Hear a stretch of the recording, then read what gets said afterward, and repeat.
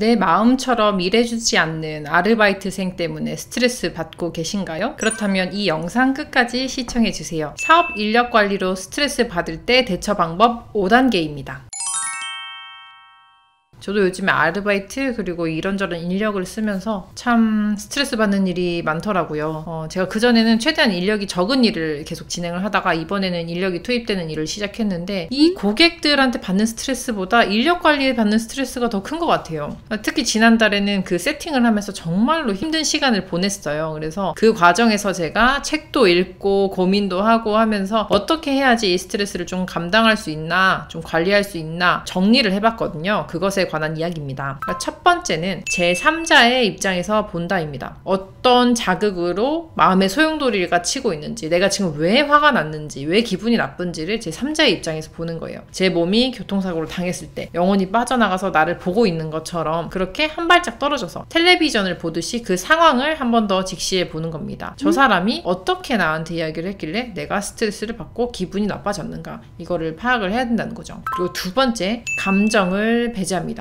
이게 제일 어렵죠. 난 이미 기분을 상했는데 감정을 배제한다는 게 정말로 말처럼 쉽지 않지만요. 이게 어떤 상황인지 객관적으로 보려면은 그냥 친구가 당한 이야기를 듣는 것처럼 이해를 해야 되거든요. 내 일이 아니고. 그러려면은 감정을 배제를 해야 돼요. 카네기의 인간관리론이라는 책 정말 유명하잖아요. 거기서 이야기하기를 링컨 대통령은 어떠한 경우에도 비난이나 비판을 하지 않았다고 해요. 그러니까 비난이나 비판은 그게 무슨 종류든 정말로 저 사람이 잘못을 했던지 안 했던지 간에 상대방한테 절대로 좋은 효과가 나타나지 않는다는 거예요. 그것은 다시 나에게 돌아올 수밖에 없고요. 살인자도 책에 나온 내용이에요. 정말로 극악무도한 살인자도 체포되는 당시에 하는 이야기를 들어보면 자기같이 선량하고 자기같이 아무런 문제가 없는 사람이 왜 이런 일을 당한지 모르겠다라는 식으로 이야기를 한다는 거죠. 그만큼 사람들은 자신의 입장에서 모든 걸 생각을 하기 때문에 저 사람이 정말로 잘못한 일이라고 해도 저 사람은 잘못했다고 생각을 안 할 확률이 상당히 높습니다. 그러니까 비판이 아무 의미가 없다는 거죠. 그래서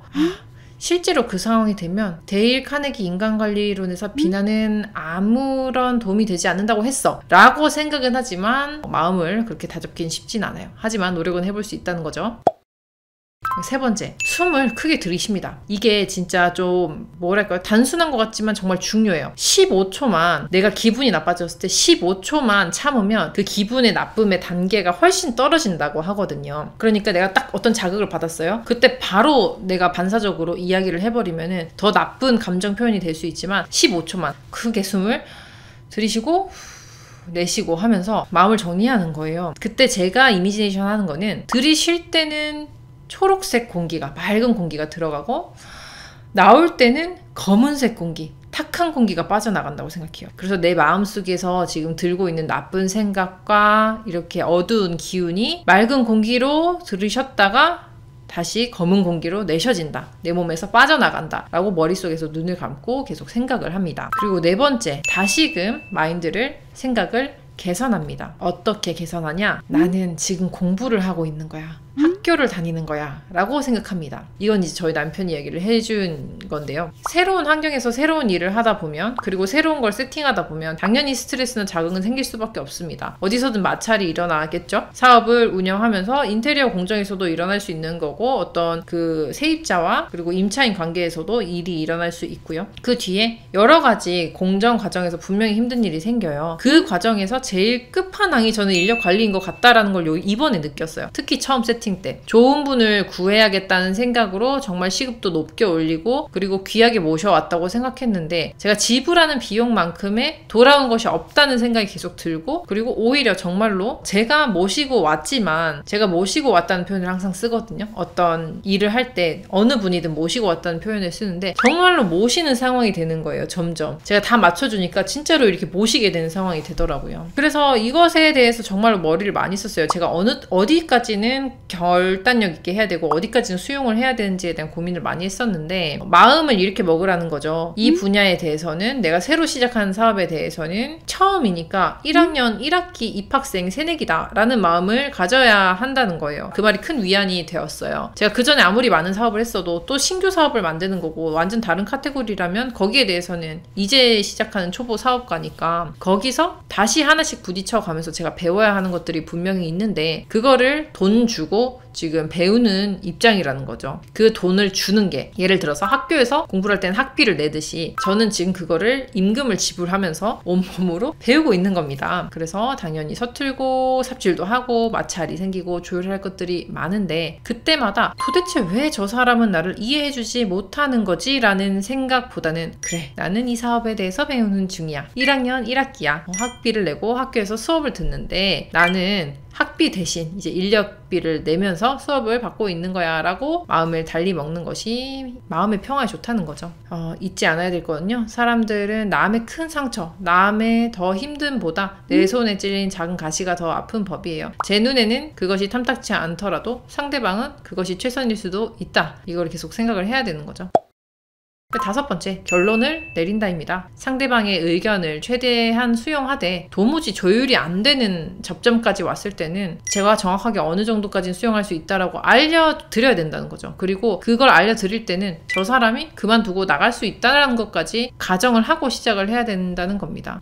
예를 들어서 요리사를 예를 들어 볼게요. 음식점에 요리사가 정말 중요하잖아요. 이 사람이 기술이 빠지면 다른 사람으로 대체를 해야 되는데 그 대체하는 인력을 구하기 힘든 상황에서 이 A라는 원래 요리사는 갑질 아닌 갑질을 할 수 있어요. 너가 내가 아니면 어떤 사람을 대체할 건데 넌 나밖에 없잖아. 그러면서 이제 이 사람이 계속 요구하는 것들이 커지고 점점점 말도 안 되는 상황까지 이어질 수 있다는 겁니다. 그러면 주인 입장에서는 사장 입장에서는 이 A라는 요리사가 그만둘지언정 어쩔 수 없이 요만큼은 내가 받아주고 이 A라는 요리사를 쓰는 게 이득이다 라고 생각이 든다면 참아야겠지만 내가 견딜 수 있는 이득의 선, 그 수익의 선을 넘어서는 무리한 부탁을 하고 있다면 그때는 단호하게 A가 아닌 B라는 C라는 D라는 다른 요리사를 구하더라도 이야기를 해야 된다는 거죠. 이거는 안 되고 이것까지는 됩니다. 제가 지켜보았는데 한 달 동안 같이 조율을 했는데 한 달 동안 맞춰보니 제가 이런 것까지는 수용을 할 수 있겠지만 이만큼부터는 조금 어렵습니다. 처음에 저희가 면접 때 이야기했던 부분과 많이 상이하고 지금 상황이 다르게 흘러가는 것 같아서 되게 유감인데 이렇게 계속 진행하다 보면은 어쩔 수 없이 저희가 다시 한번 이야기를 해야 될 것 같습니다. 라고 말을 해야 된다는 거죠. 그리고 새로운 사람과 호흡을 맞추는 거를 두려워하지 말고 이 사람이 우리와 함께할 마지막 사람이라는 생각을 버리는 거죠. 그리고 이분 다음에 더 좋은 분이 올 수 있다라는 것을 믿어야 돼요. 기도를 많이 해야겠죠. 그렇게 여러 사람이 결국 들어오고 나가고 하면서 결국에는 저희와 딱 맞는 누군가를 만나게